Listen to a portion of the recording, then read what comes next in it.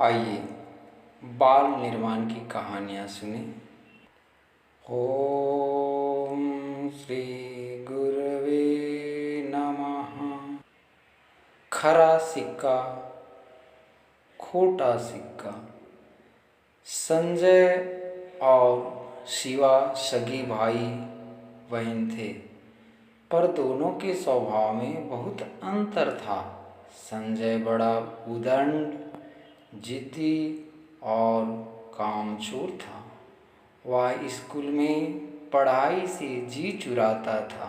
जब तब किसी न किसी बच्चे को पीट आता, माता पिता को कहना ना मानता। इसके विपरीत शिवा सबका कहना मानती, मन लगाकर पढ़ती, माँ के साथ काम करती, साथियों से अच्छा व्यवहार करती, बड़ों का आदर करती। संजय के बिगड़ जाने का सबसे बड़ा कारण उसके अभिभावक ही थे। वे कहते, बेटा खरा सिक्का होता है और बेटी खोटा सिक्का होती है। उस परिवार में अनेक वर्ष बाद लड़का हुआ था, अतः वे दादा दादी माता पिता सभी ने उसे सिर पर चढ़ा रखा था। बात मुंह से निकलने की देर होती कि उसकी जिद पूरी कर दी जाती। संजय की आदत बन गई कि वह अपना हठ पूरा करके ही रहता। यदि सीधे साधे काम ना चलता तो वह रोने पीटने और पैर पटकने लगता।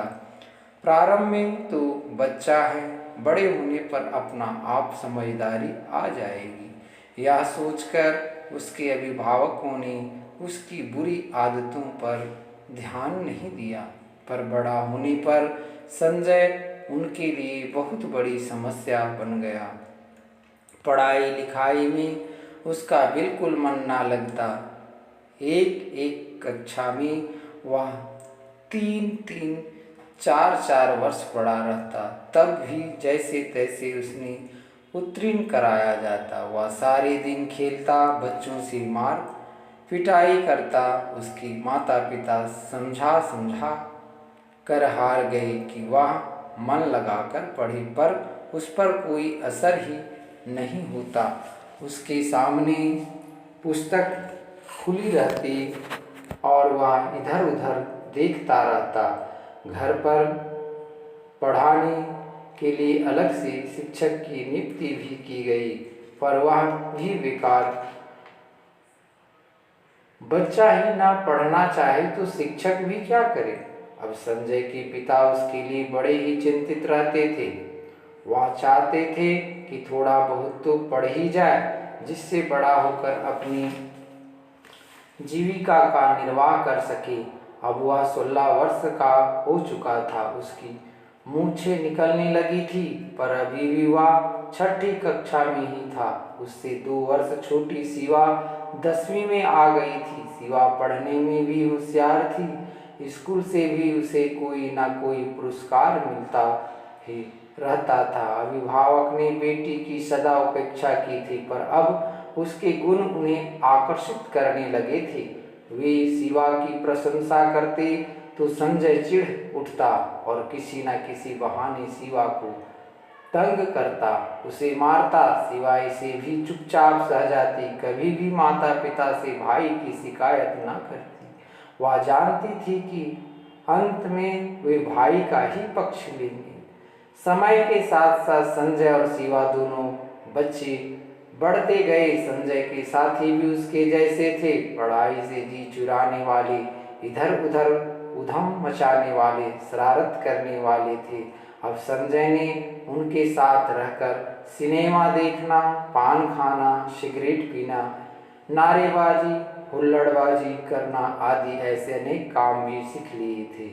पढ़ने वाले अच्छे बच्चे सदा संजय और उसके साथियों से दूर ही रहते, क्योंकि किसी से भी झगड़ना, मारपीट करना इनके बाएं हाथ का खेल था। एक बार छात्र संघ के चुनाव के अवसर पर संजय और उसके गुट ने विद्यालय में खूब हुल्लड़ मचाया, तोड़ फोड़ और मारपीट की। परिणाम यह हुआ कि प्राचार्य ने उन्हें कुपित होकर विद्यालय से निकाल दिया। संजय के पिता ने बहुत प्रयास किया पर उसे विद्यालय में पुनः प्रवेश न मिल सका।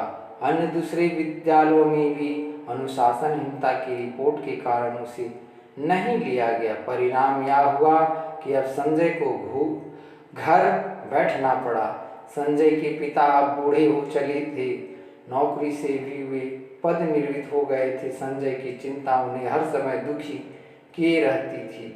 विद्यालय से यूं अपमानित होकर निकाले जाने तथा गलत रास्ते पर चलने की प्रेरणा देने वाले साथियों का साथ छूट जाने पर संजय भी अब कुछ गंभीर हो गया था। पड़ोसियों और रिश्तेदारों की शंका भरी निगाहें और उलाहने सहते सहते अब वह अपनी गलतियां भी समझने लगा था। संजय के पिता प्रायः बीमार रहने लगे थे। एक दिन उन्होंने संजय को अपने पास बुलाया और कहा, देखो संजय, आज तक तुमने मेरी अधिकतर बातें यूं ही टाली है और उसका फल भुगत ही रहे हो। अब मैं अंतिम बार तुमसे कुछ कहने का प्रयास कर रहा हूँ। यूं बेकार घर बैठने या घूमने से क्या लाभ है? यदि तुम चाहो तो तुम्हें छोटी सी दुकान ही खुलवा दूँ। मैं तो अब बूढ़ा हो गया हूँ, कभी भी मेरा भगवान के यहाँ से बुलावा आ सकता है। नौकरी के समय जो थोड़ा बहुत पैसा जोड़ा है उससे शिवा का विवाह भी करना है। हमारे पास ना अपना मकान है ना कोई संपत्ति। मैंने तुम बच्चों के लिए अपना सारा पैसा खर्च कर दिया। ना जाने कितने अरमानों से तुम्हें पाला पोसा था। कहते कहते संजय के बूढ़े पिता की आंखों में आंसू भर आए, पर शीघ्र ही उन्होंने अपने आप को नियंत्रित कर लिया और गंभीरतापूर्वक बोले, तुम अच्छी प्रकार से सोच समझकर 2-4 दिन में अपना निर्णय मुझे बता देना। कहीं ऐसा ना हो कि मेरे मरने के बाद तुम दाने दाने के लिए मोहताज हो जाओ। यह कहकर संजय के पिता ने करवट बदल ली। संजय की आंखों के आगे अपने भविष्य का चित्र नाच उठा। उसे पिताजी की बातों में आज पहली बार सच्चाई दिखलाई दी। उसने दूसरे ही दिन पिताजी से कह दिया कि वह दुकान खोलने के लिए तैयार है। संजय के पिता ने थोड़ी पूंजी लगाकर उसके लिए छोटी सी परचून की दुकान खुलवा दी। साथ ही यह भी कह दिया कि उनके पास जो कुछ धन था वह उन्होंने लगा दिया है। संजय को लाभ हानि सहने के लिए स्वयं तैयार रहना होगा। अब संजय सारे दिन अपनी छोटी सी दुकान पर बैठा रहता। उसकी समझ में यह बात भी आ गई कि धन कमाना कितना कठिन है। पढ़ने के समय पिता का धन बिगाड़ने का अब उसे बहुत ही अधिक दुख था। शिवा सदैव अच्छे अंकों में उत्तीर्ण होती गई। वह बैंक की प्रतियोगिता परीक्षा में बैठी और वहाँ भी उत्तीर्ण हुई। अब वह बूढ़े माता पिता का हाथ बटाने लगी।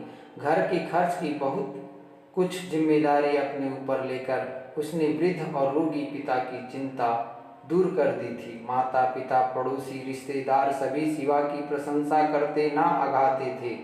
शिवा ने बैंक अधिकारी के रूप में कुशलता से काम करते हुए अपने अधिकारियों और सहकारियों के मध्य स्नेह और सम्मान पूर्ण स्थान बना लिया था। एक बार शिवा के यहाँ कार्य के निरीक्षण के लिए क्षेत्रीय अधिकारी आए।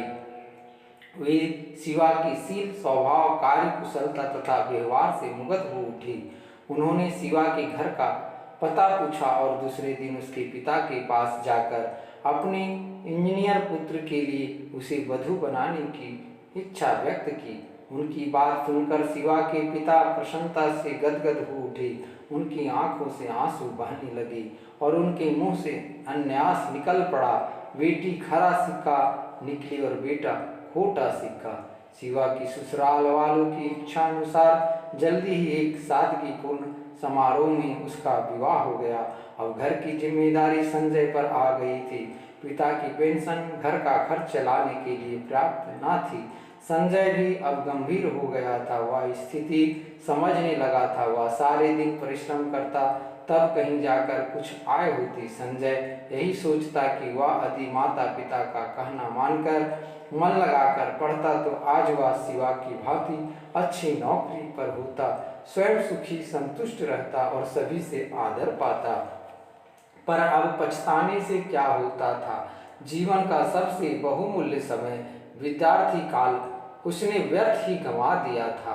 अब तो वह परिस्थितियों के अनुसार जीवन चलाने के लिए विवश था। उसे बार बार रामचरितमानस की यह पंक्ति याद आती है, वर्षा जब कृषि सुखाने समय चुकी पुनि का पछताना। सच है कि बचपन से किशोर अवस्था तक का समय ही भविष्य को उज्जवल बनाने वाले गुण और शिक्षा प्राप्त करने का समय है। इसे यूं ही निकम्मेपन में गवा देने पर जीवन भर कष्टों को सहना और असंतुष्ट जीवन बिताते हुए पछताना ही शेष रह जाता है।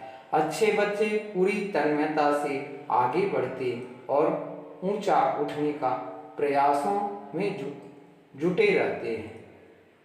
धन्यवाद। ओम शांति शांति शांति।